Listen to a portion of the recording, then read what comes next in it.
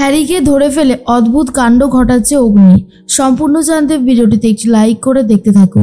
গল্পের শুরুতেই দেখা যায় কথার হাতে কাচের চুড়ি দেখে তো অগ্নি প্রচণ্ড রেগে যায় আর বলে, তুই না একজন ইন্ডিপেন্ডেন্ট মেয়ে, তুই এইভাবে অন্যের দেওয়া চুড়ি পরলি কেন? ও কোন অধিকারে তোর হাতে এইভাবে চুড়ি পরিয়েছে বল, কোন অধিকারে পরিয়েছে? কথা বলে পাচক মশাই, একটু শান্ত হন, কেন আপনি এরকম করছেন? অগ্নি তখন বলে, করবার মতন কারণ আছে বলেই তো করছি। ও কেন এই জিনিসগুলো করছে, কে হয় ও তোর? আর তখনই কথা বলে, পাচক মশাই আপনি সব কিছু এত ভালো করে নোটিশ করেছেন?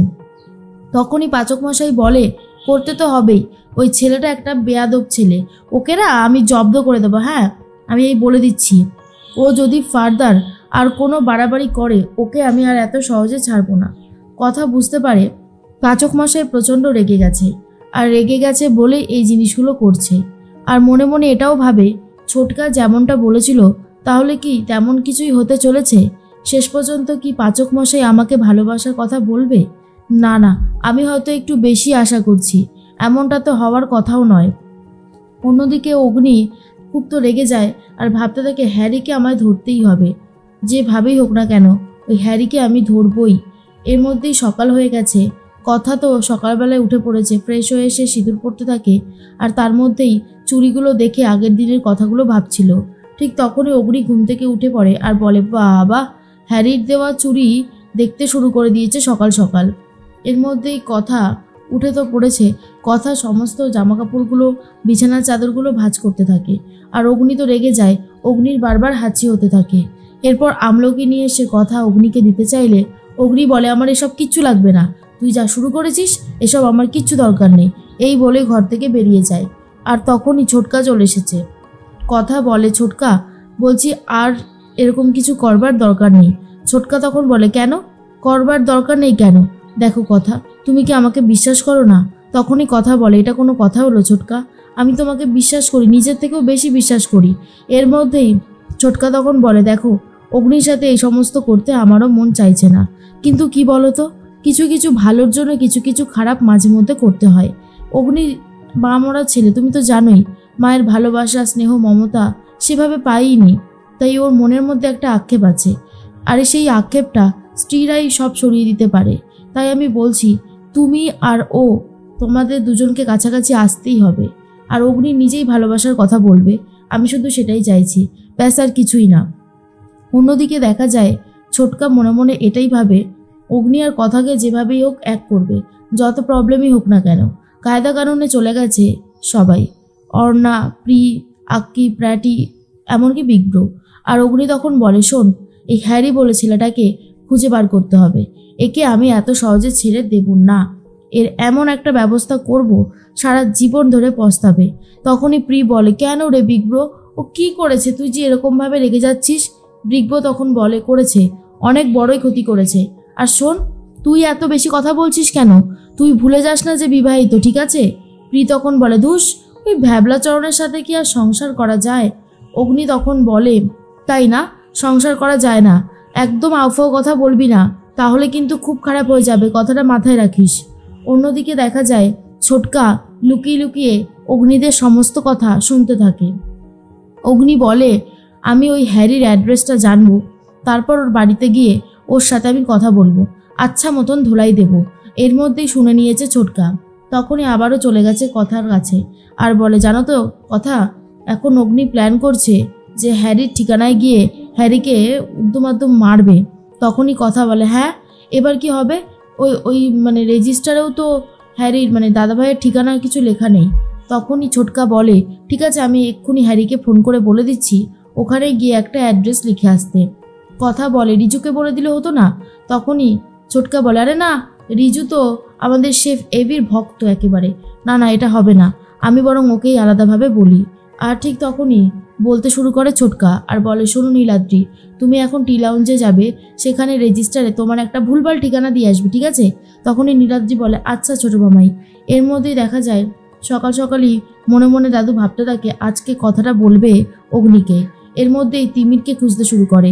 মিহির তখন বলে, কি হয়েছে বাবা, আমাকে বলো না, তোমার কি কোনো অসুবিধা হচ্ছে? তখনই কর্তা দাদু বলে, না অসুবিধা কেন হবে? এই তো মিহির, শোনো, তোমাকে দরকার ছিল, আর তুমিও রয়েছো, দুজনে একসাথে হয়েছো, কথাটা বলাটা দরকার। আমি বলছিলাম যে জয়দেবকে তো ধরিয়ে দিয়েছে আমাদের কথা মা, আর পাচক মশাইও সেখানে ছিল, তো ইন্স্যুরেন্স থেকে টাকাটাও পাওয়া গেছে।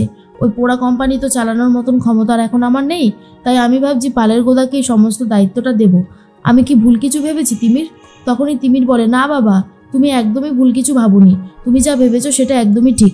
কিন্তু আমার মনে হয় অগ্নির সাথে এইসব ব্যাপার আর কয়েকটা দিন পরে কথা বলো। ওর শুনলাম টি লাউঞ্জের বিজনেস নিয়ে একটু বিজি আছে। তখনই কর্তা দাদু বলে, ঠিক আছে, তুমি যখন বলছো। এর মধ্যেই চিত্রা মনে মনে ভাবে, সর্বনাশ, এবার কি হবে? আমার আক্কিটার কথা তো দেখছি কেউই ভাবছে না। অন্যদিকে মিহিরও তার ছেলের কথাই ভাবতে থাকে। এর মধ্যেই চলে গেছে হ্যারি মানে নীলাদ্রি টি লাউঞ্জে, আর সেখানে রিজুকে গিয়ে বলে যে তোমার ওই রেজিস্টার খাতাটা দাও তো। তখন এই রিজু রেজিস্টার খাতাটা দিয়ে দেয় আর বলে, এই যে। এরপর নীলাদ্রি মনের মতন একটা ঠিকানা লিখতে থাকে আর বলতে থাকে, ভগবান পাপ নিও না, আসলে আমার বোনের জন্য আর নিজের জন্যই এই মিথ্যেগুলো বলতে হচ্ছে, যাতে একটু শিখে ছেড়ে। আর রেডিও দিদিমণি যখন আমার দিকে তাকিয়ে হাসে, আমার যে এত ভালো লাগে সেটা আর বলার মতো নয়। এর মধ্যে হ্যারি যখন সমস্ত কাজটা কমপ্লিট করে ফেলে, তখনই টি লাউঞ্জে চলে আসে অগ্নিরা। আর অগ্নি হ্যারিকে দেখে তো আরও বেশি করে রেগে যায় আর বলে, দেখ দেখ এখানে চলে এসেছে, ওকে আজ আমি ছাড়বো না। প্রি, তুই ওর সাথে গিয়ে কথা বল, আর আমরা ততক্ষণে রেজিস্টারটা চেক করে নিই, বুঝেছিস? প্রি তখন বলে, ঠিক আছে। এর মধ্যেই হ্যারি তো ভয় পেয়ে গেছে, কারণ কায়দা কানুনে সবাই চলে এসেছে। এদিকে কথাও নেই, ছোট মামাইও নেই, কি করবে বুঝতে পারছিল না নীলাদ্রি। তার মধ্যে প্রি বলে, হ্যারি তুমি এসেছো? হ্যারি তখন বলে, হ্যাঁ এসেছি তো, বসো বসো, কি খাবে বলো? Herbal coffee.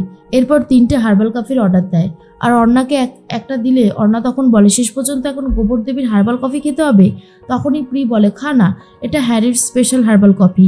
এর মধ্যেই হ্যারি তো খুবই খুশি হয়ে যায় আর ভাবে, রেডিও দিদিমণি আমার এত কাছে বসে আছে, কিন্তু এই যখন আমি নীলাদ্রি হয়ে আসবো তখন আর আমার দিকে তাকাবেই না। সত্যি কি অদ্ভুত, তাই না? এরপর প্রিয়ার হাতটা ধরবে বলে ঠিক করেছিল নীলাদ্রি, ঠিক সেই মুহূর্তেই দেখে নেয় অগ্নি আর বলে, তোর এত বড় সাহস, তুই আমার বোনের হাতে হাত দিতে চাইছিস? তোকে আজকে আমি ছাড়বো না। প্রি তখন বলে, না না বিগ ব্রো, তোর কোথাও একটা ভুল হচ্ছে, আমার কথাটা শোন। বিগ ব্রো তো আর কোনো কথাই শুনতে চায় না আর বলে, একবার কথা একবার প্রি, তুই কি ভেবেছিস তোকে আমি এত সহজে ছেড়ে দেবো? কখনো না। এর মধ্যেই নীলাদ্রির তো চশমাটা প্রায় খুলে গেছিল আর তখনই অগ্নি বলে, এই কোথায় যেন দেখেছি। আর তখনই নীলাদ্রি বলে, আপনি আমাকে কোথায় দেখবেন? 5 চোখ বলতে গেছিল, তবে 5 বলে দিয়েছে আর বলে, আমি 5-এর সাথেও নেই, এই বলেই চলে যায়। কোনো মতন ম্যানেজ করে, কিন্তু অগ্নির সন্দেহ হয় আর বলতে থাকে, কোথায় যেন দেখেছি। তার মধ্যে হ্যারির ঠিকানাটা পেয়ে গিয়ে হ্যারির বাড়িতে চলে যায়, কিন্তু দেখে তালা বন্ধ। আশেপাশে সবাইকে জিজ্ঞেস করে জানতে পারে এই বাড়িতে হ্যারি বোস নামে কেউ থাকেই না। তখনই অগ্নি বলেছিলাম না, এই ছেলেটা একটা ফ্রড, ও কী করতে চাইছে আমাকে জানতে হবে।